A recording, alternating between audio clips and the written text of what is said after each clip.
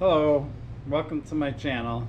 This is going to be part 3 of installing hydraulic disc brakes. I'm really just going to go over the parts and what I have to do to install it. And the reason I'm doing this is because it's really hard to show this as I'm actually doing it on the bike. So I'm just going to show you the parts and kind of what I have to do. And I'm also waiting for a delivery of some tools that are going to help me with this a little bit, mainly because of the chat that's going on in my first video and me deciding, well, I should really do this with tools rather than like a razor blade and a hammer, just to show you how you would properly do it as like a bike mechanic would versus kind of hacking it. I don't like the idea of like clamping the hose and hammering it with a hammer to get the little needle in there and stuff like that. So let me just show you the parts and what has to happen and kind of some of the challenges that I will run into as I'm doing this. And then once I get the parts, sorry, not parts, tools, I will actually do the install. And then if you watch this video, you'll kind of see what I need to do as I'm doing it. Okay, here are the parts. We'll move this out of the way for now. And so we have the lever, and then we have the brake. We could call this caliper. I didn't mention this, but I did get the 4-piston, which is like the more downhill freeride oriented brake. They do make 2-piston versions. That doesn't change how the install goes. That's just how much braking power you have. Okay, so these two bolts are what thread this into the frame. My frame is set up, and fork is set up for 180 millimeter rotors, so that's what I have. So I just directly mount this right on there. If you had a frame, let's just say, that accepts 160 millimeter rotors, but then you wanted to put 180, you'll need to put a little adapter on here to make it fit 180. But in my case, these are just going to need to easily direct mount. Where the tricky part comes into play is going to be right here. There's this rubber cover, and in here is a plug inside the end of the cable. Inside this cable is fluid. This is where the complexity comes into play. As you can see, I've already got the boot on here. I slid that on already. There's some people that have already commented saying, don't forget this piece. This does not come on there out of the box, so make sure you put the boot on there. If you forget to do that and you assemble the brake, as you can see, you'll not be able to get this on, and you'll have to take this all apart again, get the valve, or this little piece, it seems like people call that the olive also, out of there, and then that will be destroyed and you'll need a new one, and so on and so forth. So best to not forget this piece. So that's number one. In this case, this is the front here, so I'm not gonna have to worry about it too much. I could literally assemble this now. I just would want to measure this length of this cable to match the front cable that I took off of there. So whether or not I have to cut this, I don't know yet, but once this cable is to length, and I do, there's a good chance I'm going to cut this. I cut this. What ends up happening is this piece, this little piece right here, is the valve. You can see it has a hole in it. I believe this is what everybody's calling an olive. I have no freaking idea why.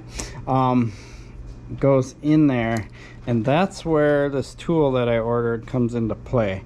It literally clamps onto here, and it has a little press thing that I just screw and press this on. Some of them have a little hand lever press. The one I bought has a little screw on type press. It's just some generic one off of Amazon.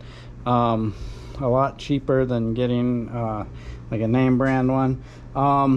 So that's the tool I'll be using, and it also comes with a cutter to make the cable easier to cut, rather than me just trying to make sure I do a square cut with a razor blade or something like that. So anyway, once I have this inside the cable, right, or the housing, whatever we want to call this. Then we basically take this plug off, and there's fluid in the cable already, and there's fluid in here, which is why there's a plug. We take this plug off and, you know, kind of keep this upright and slide them together. Probably leak a little bit of fluid here and there. That's what I see with most installs I've seen on YouTube. Then once this is pressed in there, I screw this tight until it locks on to the cable, and then it's a done deal. Then you take this plastic piece out, test the brake, and make sure that it works. This red thing I inserted in here because you don't want to accidentally squeeze the lever and press the brake pads in. So until this is actually installed with the front wheel on there, I want to keep that red piece in there to prevent that from happening. So that's really all the steps. So I'm probably, for the front brake, going to size this up, cut it, install it before I even put it on the bike. Then once it's set, I'll go ahead and put it on the bike. The rear brake's going to be more challenging because I have internally routed cables. Fortunately for me, the Salsa Wrestler comes with tubing inside that guides the cable through, so it's just going to be easy for me to push the new cable through there. But a lot of bikes don't have that in their frames, aluminum or carbon, and you'll have to feed this through and then find it, you know, have it find the hole. So one thing that they did here, and I'll show you closely, is there's little holes on this little cover, so you can literally put a string on there. So when you pull your old cable out, you want to tie a string to it somehow. I guess I don't know how you do that exactly, but you probably figure out a way to do it.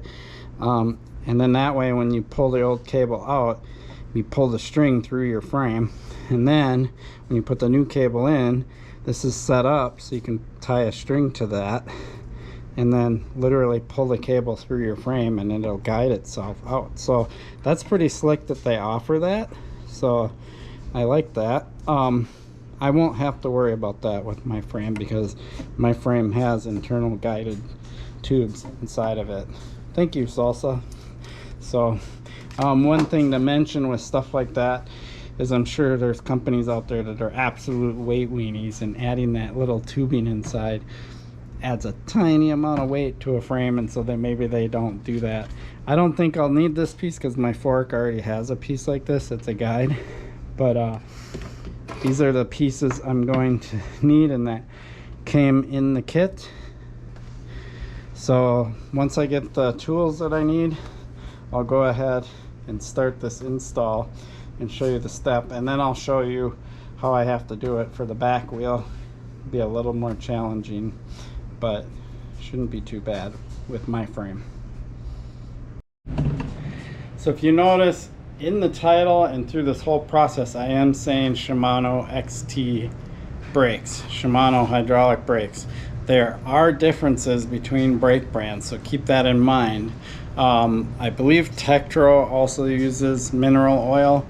Not sure about Magura, to be honest. I think it uses the DOT style oil. I do know for a fact SRAM uses DOT, a whole different thing, and I've heard from people that SRAM is much more difficult to deal with than Shimano.